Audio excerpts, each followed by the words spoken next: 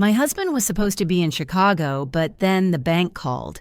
He was downtown attempting to empty our accounts with a woman who was my spitting image. The scent of cinnamon and brown sugar was just starting to fill the kitchen, a warm, comforting hug on an otherwise gray Tuesday morning. I was humming along to some forgotten 90s pop song on the radio, my hands dusted with flour, rolling out the dough for Mark's favorite snickerdoodles. He was supposed to be on a business trip in Chicago, a 3-day conference for his finance firm, but I always liked to have a batch of his favorite cookies waiting for him when he got back. It was our little tradition, a welcome home baked with love. Mark and I had what you'd call a storybook marriage. We met in college, married 2 years after graduation, and we're now approaching our 10-year anniversary. He was steady, kind, and devastatingly handsome. The kind of man who still opened my car door and texted me, "Good morning, beautiful," every single day, even when he was hundreds of miles away. This morning's text had come through right on schedule at 7:02 a.m., just after his flight would have landed. Landed safe. Already miss you. Can't wait to be home. I love you. I'd smiled, sent back a string of heart emojis, and started my day feeling like the luckiest woman alive. That's why, when my phone buzzed on the counter, vibrating against the granite with an unfamiliar number, I almost ignored it. Probably another spam call about my car's extended warranty. But something made me wipe my hands on my apron and pick it up. Hello? Hello, am I speaking with Sarah Peterson? The voice was female, crisp, and professional. "This is she," I said, tucking a loose strand of hair behind my ear. "Ms. Peterson, my name is Linda Henderson. I'm a senior manager at the City National Bank downtown branch. I'm calling about a sensitive matter regarding your joint account with your husband, Mark Peterson." My stomach did a little flip. Oh God, is everything okay? Has our card been compromised? That had happened once before, a nightmare of fraudulent charges from halfway across the world. "No, ma'am, not exactly," Linda Henderson said, and there was a strange hesitation in her voice, a crack in the professional veneer. "Ms. Peterson, your husband, Mark, is here at the bank right now." I let out a short, confused laugh. "That's not possible. My husband is in Chicago. He has a conference all week. He literally texted me from O'Hare Airport this morning." There was a pause on the other end of the line. I could hear the faint, muffled sounds of a busy bank-a-distant phone ringing, the low hum of conversation. "Ma'am," Linda said, her voice lower now, almost a whisper. "With all due respect, I'm looking directly at him. He's sitting at Mr. Albright's desk in the loan department. He's wearing a navy blue suit and a silver tie." My blood went cold. That was the exact suit I'd laid out for him last night before he left for the airport. "No," I said, my voice shaking slightly. "No, you must be mistaken. It must be someone who looks like him." "That's the other thing, Ms. Peterson," Linda continued, and her voice was thick with an unease that crawled right through the phone and into my bones. "He's not alone. He's with a woman." My heart, which had been frozen, now started to hammer against my ribs. A woman. Mark was in town at our bank with another woman. The floor seemed to tilt beneath my feet. The sweet smell of cinnamon suddenly felt cloying, nauseating. But before my mind could even fully process the betrayal, Linda delivered the final, impossible blow. "Ma'am, I don't know how to say this. I know this is going to sound insane, but the woman he is with, she looks exactly like you, from her hair to the mole just above her lip. She's even wearing a wedding band that looks identical to yours. They're trying to take out a very large personal loan against your home equity, and they've presented identification for both of you.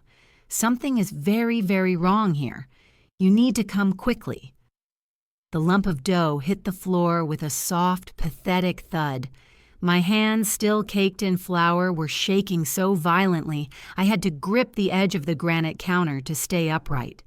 The radio was still playing, some upbeat love song that now sounded like a mocking dirge. Chicago. He texted me from Chicago. He was at a conference. He loved me. He missed me. My mind was a vortex of conflicting certainties, each one being torn apart by the calm, terrifying voice of the woman from the bank. I didn't even register grabbing my keys or my purse.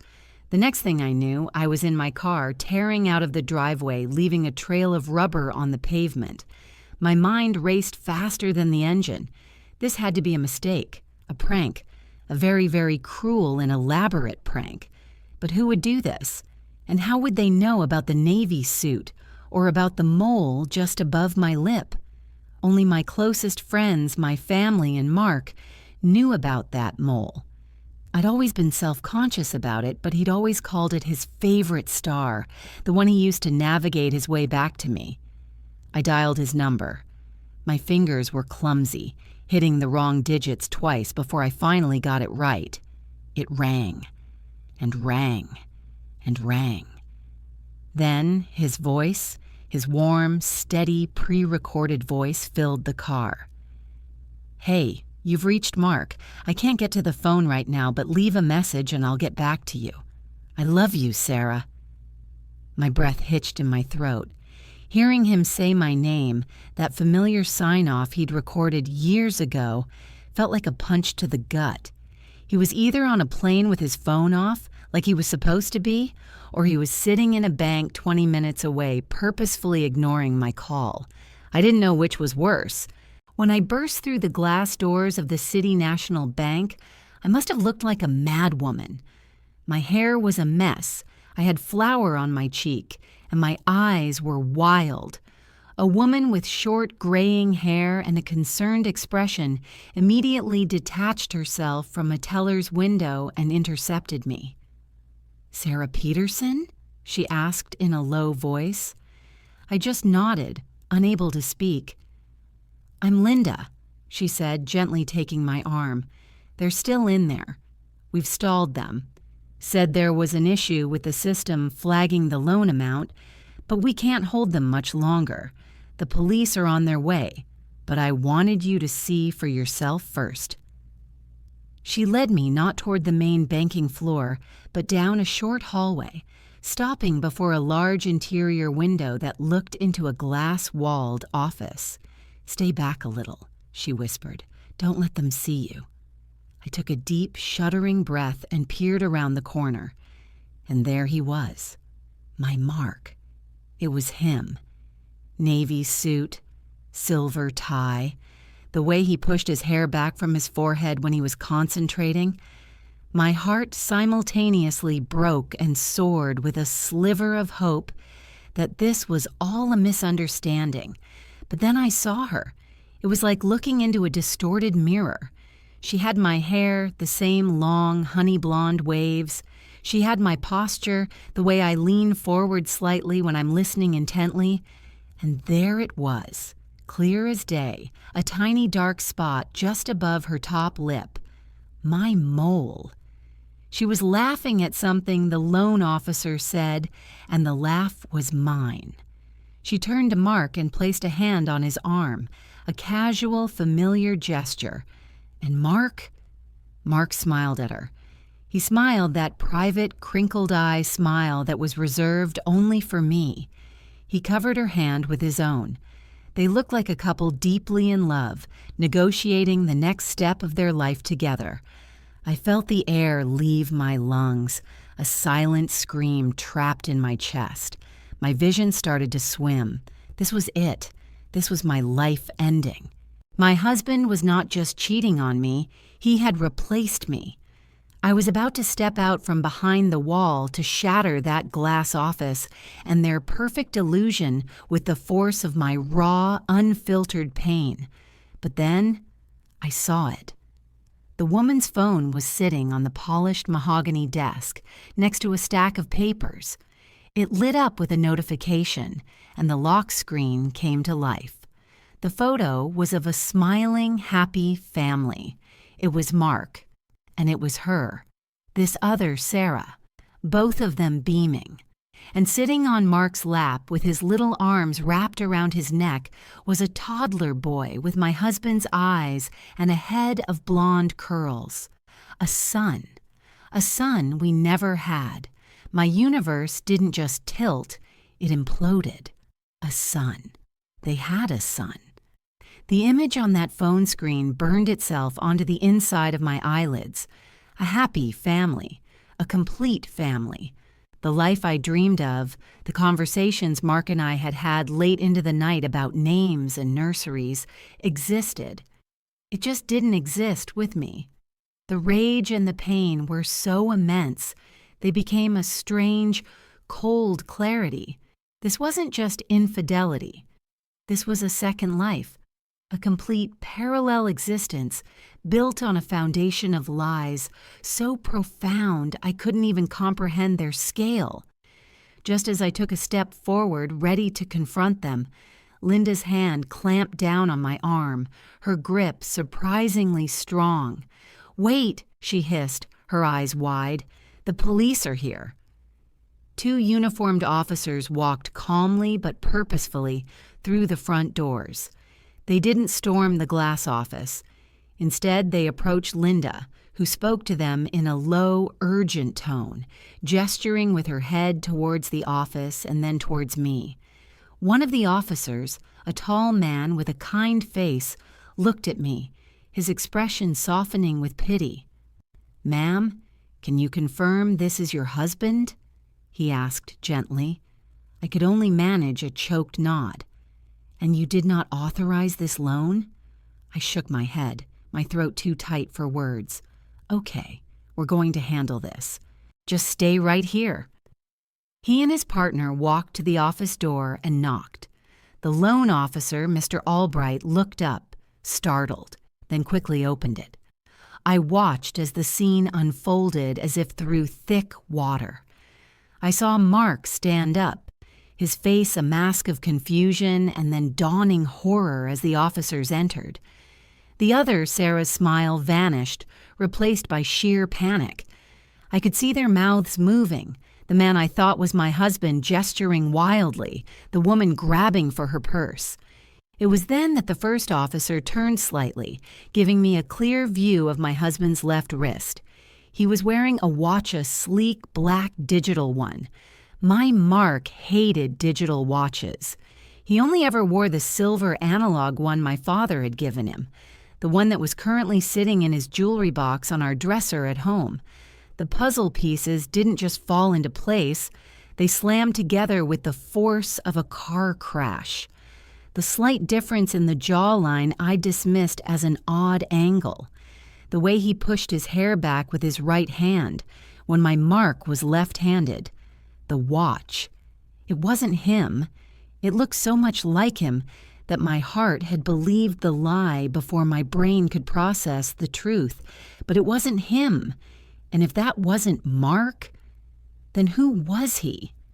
The police led the couple out of the office in handcuffs. As they passed, the woman, the other me, made eye contact. Her face was a mess of tears and terror, but in her eyes, I saw something that wasn't malice. It was desperation. The man who looked like Mark refused to look at me, his face set like stone. Once they were gone, Linda and the kind officer came over. "Identity theft," the officer explained. "A very sophisticated ring. They create near-perfect doppelgangers, or synthetics, as some are calling them, using advanced prosthetics and mimicry training to defraud banks, usually targeting couples with significant home equity. The woman, her real name is Anna, confessed everything. She said they were forced into it, that their real son was being threatened." My knees finally gave out, and I sank onto a nearby bench. It wasn't Mark. The relief was a tidal wave, so powerful it almost drowned me. He wasn't cheating. He hadn't replaced me. But the horror remained. Someone out there had studied us learned our lives, and created a twisted mirror image to destroy everything we had built. My phone buzzed in my hand. It was Mark. A real call, not a text. I answered, my voice a broken whisper. "Sarah? Honey, is everything okay?